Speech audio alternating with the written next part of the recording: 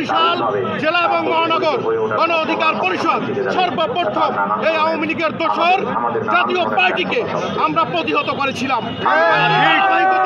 দেশের বিভিন্ন জায়গায় বিভিন্ন সময় ওই আওয়ামী দোসররা জাতীয় পার্টির ছত্রছায়া থেকে আমাদের উপরে হামলা করেছে।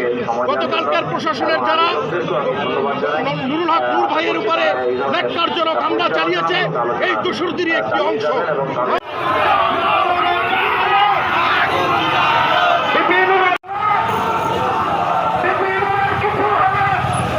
আগামী 24 ঘন্টায় যদি যথাযথ কোনো ব্যবস্থা গ্রহণ করা না হয় তাহলে আমরা সারা বাংলাদেশ অচল করে দেব এবং এই বর্তমান উপদেষ্টা পরিষদকে অকার্যকর ঘোষণা করে পদত্যাগে বাধ্য করব।